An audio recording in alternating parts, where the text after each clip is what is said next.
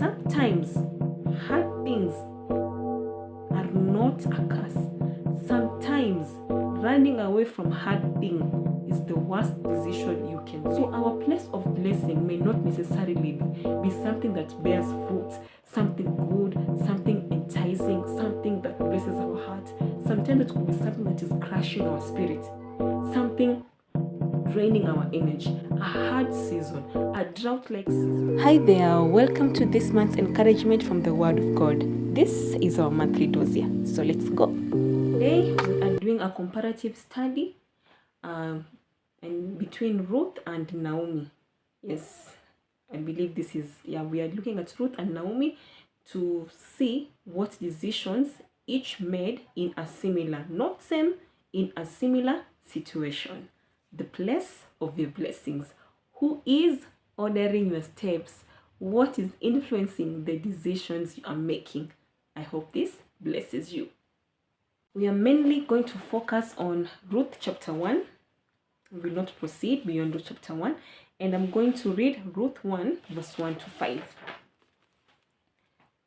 In the days when judges ruled in Israel, a man from Bethlehem in Judah left the country because of a severe famine. He took his wife and 2 sons and went to live in the country of Moab. The man's name was Elimelech, and his wife was Naomi. Their 2 sons were Mahlon and Chilion. They were Ephraimites from Bethlehem in the land of Judah. During their stay in Moab, Elimelech died and Naomi was left with her 2 sons. The 2 sons married Moabite women. One married a woman named Ophrah, the other one a woman named Ruth. But about 10 years later, both Mahlon and Chilion died. This left Naomi alone without her husband or her son. So here we have Naomi. I believe so they were living in Bethlehem before they left in Judah, the country, because of in Israel, a man from Bethlehem in Judah left the country because of a severe famine. So they were living in Bethlehem in Judah, and then a severe famine occurred and they left. So here we have Naomi. I'm going to focus on Naomi, although it seems like the husband was the one who decided, but I'm going to focus on Naomi.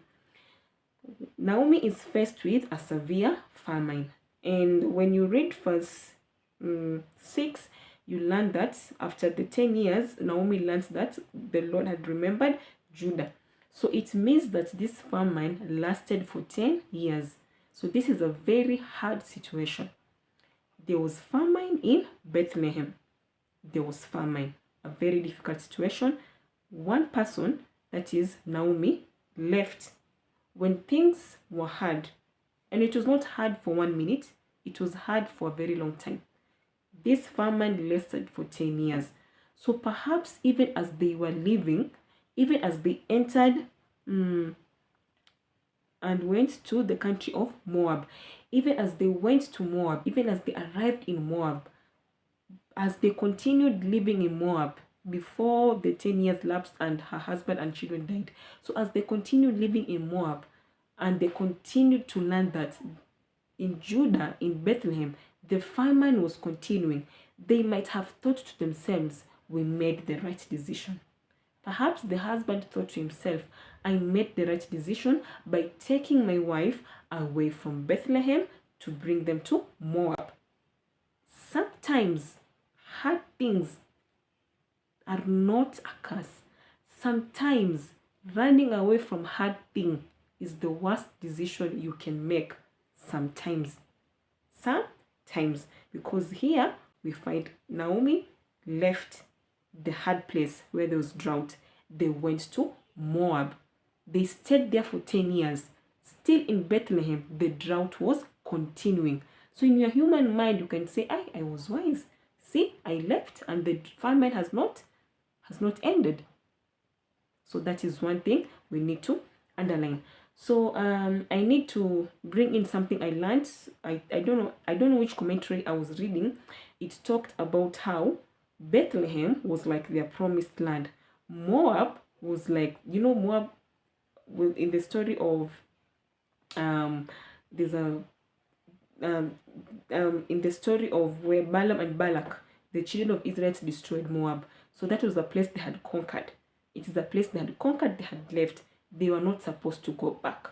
So that commentary was saying that them going back to Moab, it was like taking a step back.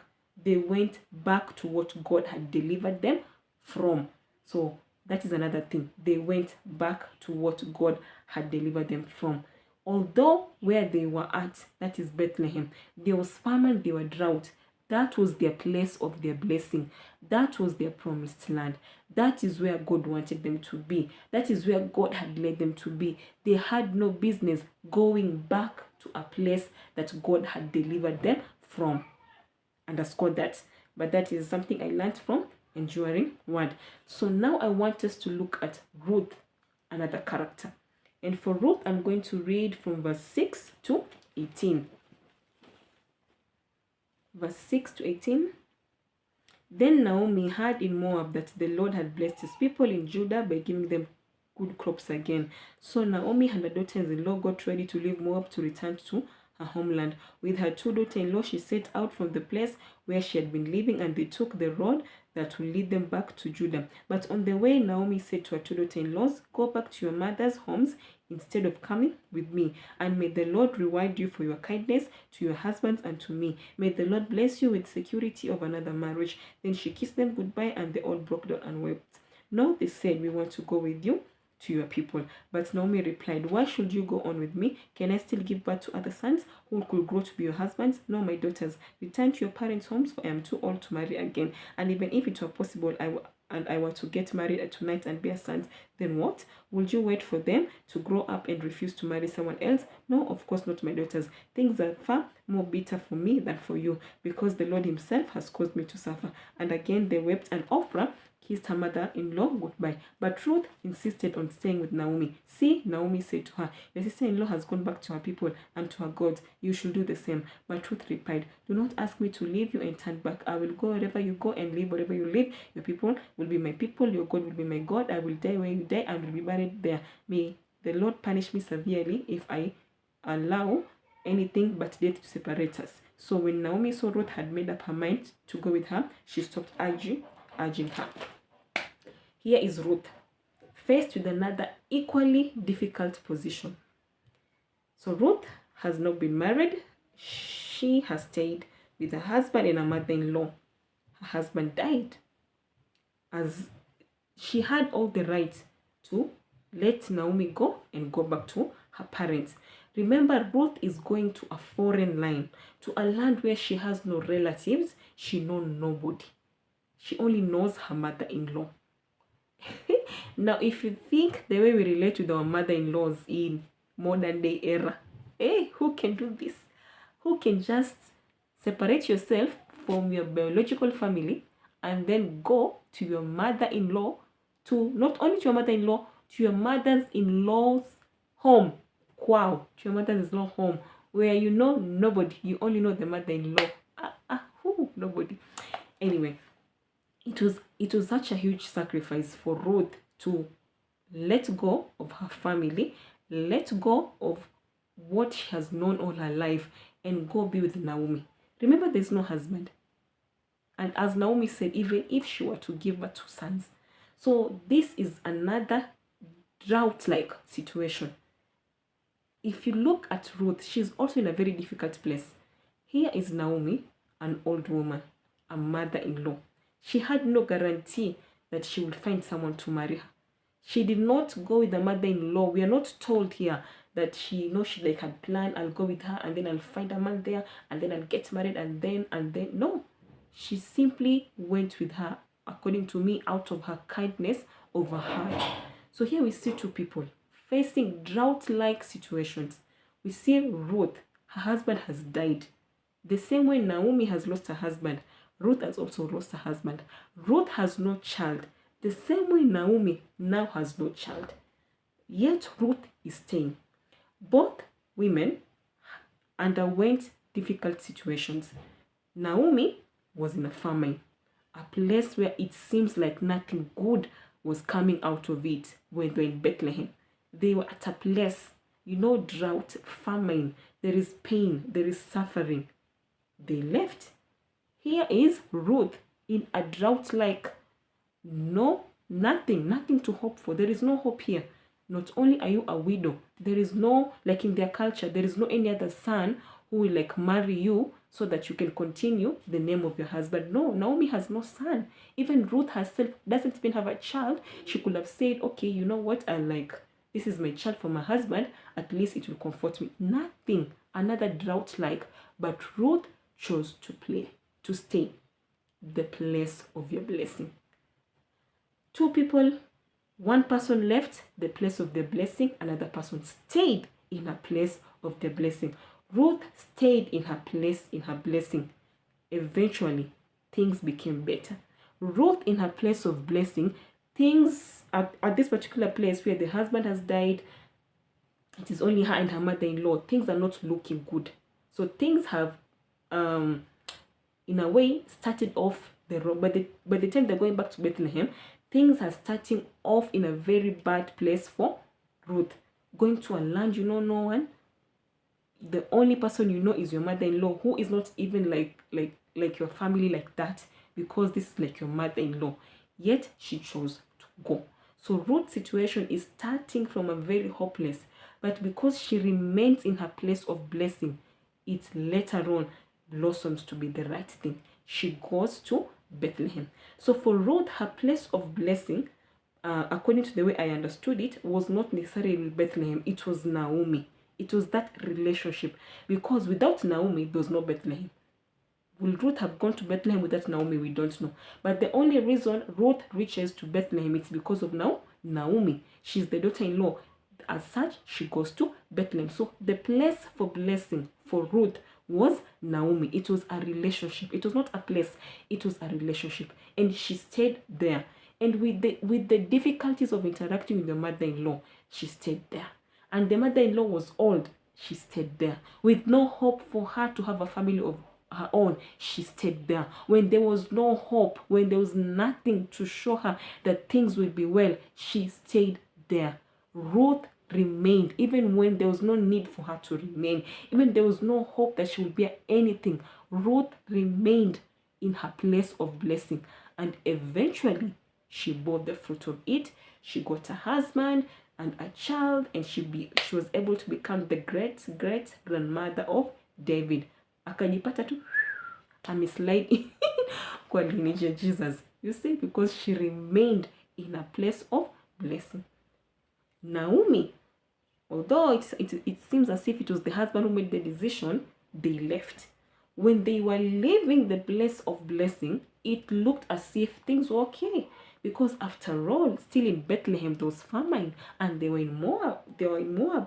We are not told there was anything wrong in Moab. So there was Naomi. And the only reason Naomi left Moab was because she remembered that God had blessed Bethlehem. It is not because anything bad was happening in Moab. So as they are leaving Moab, as they're starting out, as they're moving away from their place of blessing, everything is okay.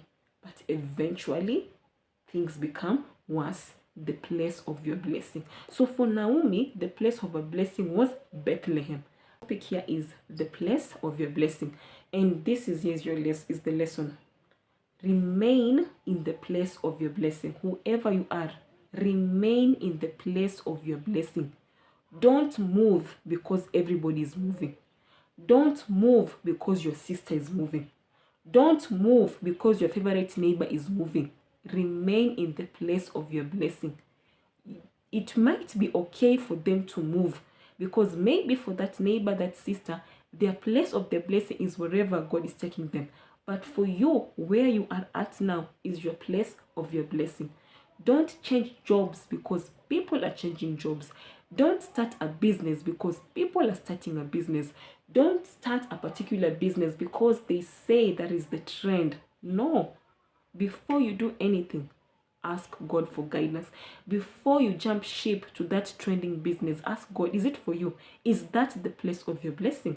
Before you quit your business to go try something else, ask God, is that something else the place of your blessings? Just because it works for them may not work for you. Don't quit relationships just like that. without praying, that relationship could be the place of your blessings. And to even make matters worse, perhaps that relationship is perhaps even problematic. You know, I'm not saying toxic, I'm not saying harmful, I'm not saying life threatening. I'm just saying it could be problematic.